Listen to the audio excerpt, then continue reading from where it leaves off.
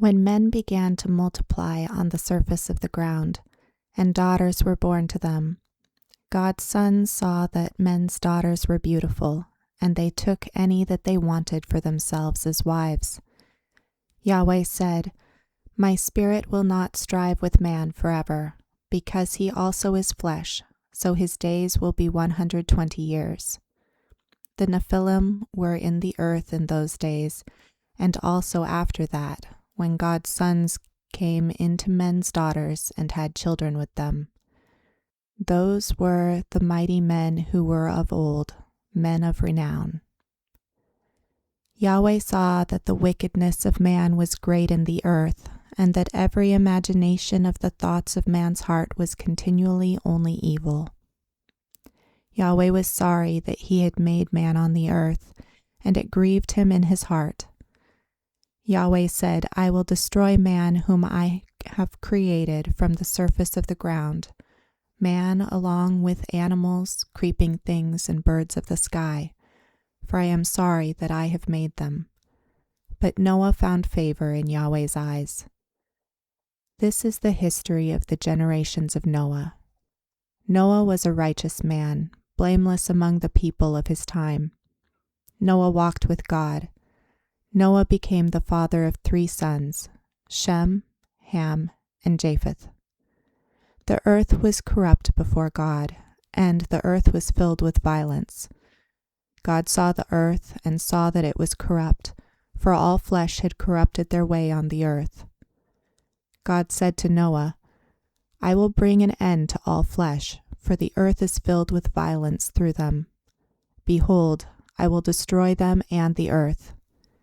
Make a ship of gopher wood. You shall make rooms in the ship, and shall seal it inside and outside with pitch. This is how you shall make it. The length of the ship shall be 300 cubits, its width 50 cubits, and its height 30 cubits. You shall make a roof in the ship, and you shall finish it to a cubit upward.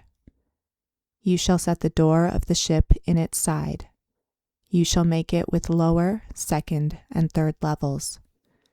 I, even I, will bring the flood of waters on this earth, to destroy all flesh having the breath of life from under the sky. Everything that is in the earth will die, but I will establish my covenant with you. You shall come into the ship, you, your sons, your wife, and your sons' wives with you. Of every living thing of all flesh, you shall bring 2 of every sort into the ship, to keep them alive with you. They shall be male and female. Of the birds after their kind, of the livestock after their kind, of every creeping thing on the ground after its kind, 2 of every sort will come to you, to keep them alive. Take with you some of all food that is eaten, and gather it to yourself, and it will be for food for you and for them. Thus Noah did. He did all that God commanded him. Yahweh said to Noah, Come with all of your household into the ship, for I have seen your righteousness before me in this generation. You shall take 7 pairs of every clean animal with you, the male and his female. Of the animals that are not clean, take 2, the male and his female. Also of the birds of the sky, 7 and 7, male and female, to keep seed alive on the surface of all the earth. In 7 days I will cause it to rain on the earth for 40 days and 40 nights. I will destroy every living thing that I have made from the surface of the ground. Noah did everything that Yahweh commanded him. Noah was 600 years old when the flood of waters came on the earth. Noah went into the ship with his sons, his wife, and his sons' wives, because of the floodwaters. Clean animals, unclean animals, birds, and everything that creeps on the ground went by pairs to Noah into the ship, male and female, as God commanded Noah. After the 7 days, the floodwaters came on the earth. In the 600th year of Noah's life, in the 2nd month, on the 17th day of the month, on that day all the fountains of the great deep burst open, and the sky's windows opened. It rained on the earth 40 days and 40 nights. In the same day Noah and Shem, Ham, and Japheth, the sons of Noah, and Noah's wife, and the 3 wives of his sons with them, entered into the ship, they and every animal after its kind, all the livestock after their kind, every creeping thing that creeps on the earth after its kind, and every bird after its kind, every bird of every sort. Pairs from all flesh with the breath of life in them went into the ship to Noah. Those who went in male and female of all flesh, as God commanded him. Then Yahweh shut him in. The flood was 40 days on the earth. The waters increased and lifted up the ship, and it was lifted up above the earth. The waters rose and increased greatly on the earth, and the ship floated on the surface of the waters. The waters rose very high on the earth. All the high mountains that were under the whole sky were covered. The waters rose 15 cubits higher, and the mountains were covered. All flesh died that moved on the earth, including birds, livestock, animals, every creeping thing that creeps on the earth, and every man. All on the dry land, in whose nostrils was the breath of the Spirit of life, died. Every living thing was destroyed that was on the surface of the ground, including man, livestock, creeping things, and birds of the sky. They were destroyed from the earth. Only Noah was left, and those who were with him in the ship. The waters flooded the earth 150 days. God remembered Noah, all the animals, and all the livestock that were with him in the ship. And God made a wind to pass over the earth. The waters subsided. The deep's fountains and the sky's windows were also stopped, and the rain from the sky was restrained. The waters continually receded from the earth. After the end of 150 days, the waters receded.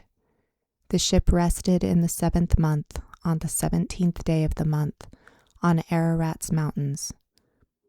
The waters receded continually until the 10th month. In the 10th month, on the 1st day of the month, the tops of the mountains were visible. At the end of 40 days, Noah opened the window of the ship which he had made, and he sent out a raven. It went back and forth until the waters were dried up from the earth. He himself sent out a dove to see if the waters were abated from the surface of the ground. But the dove found no place to rest her foot, and she returned into the ship to him, for the waters were on the surface of the whole earth. He put out his hand and took her, and brought her to him into the ship. He waited yet another 7 days, and again he sent the dove out of the ship. The dove came back to him at evening, and behold, in her mouth was a freshly plucked olive leaf. So Noah knew that the waters were abated from the earth. He waited yet another 7 days, and sent out the dove, and she didn't return to him any more. In the 601st year, in the 1st month, the 1st day of the month, the waters were dried up from the earth. Noah removed the covering of the ship and looked. He saw that the surface of the ground was dry. In the 2nd month, on the 27th day of the month, the earth was dry. God spoke to Noah, saying, "Go out of the ship, you, your wife, your sons, and your sons' wives with you. Bring out with you every living thing that is with you of all flesh, including birds, livestock, and every creeping thing that creeps on the earth, that they may breed abundantly in the earth, and be fruitful, and multiply on the earth." Noah went out with his sons, his wife, and his sons' wives with him. Every animal, every creeping thing, and every bird, whatever moves on the earth after their families, went out of the ship. Noah built an altar to Yahweh, and took of every clean animal and of every clean bird, and offered burnt offerings on the altar. Yahweh smelled the pleasant aroma. Yahweh said in his heart, I will not again curse the ground any more for man's sake, because the imagination of man's heart is evil from his youth. I will never again strike every living thing, as I have done. While the earth remains, seed time and harvest, and cold and heat, and summer and winter, and day and night will not cease. God blessed Noah and his sons, and said to them, Be fruitful, multiply, and replenish the earth. The fear of you and the dread of you will be on every animal of the earth, and on every bird of the sky. Everything that moves along the ground and all the fish of the sea are delivered into your hand.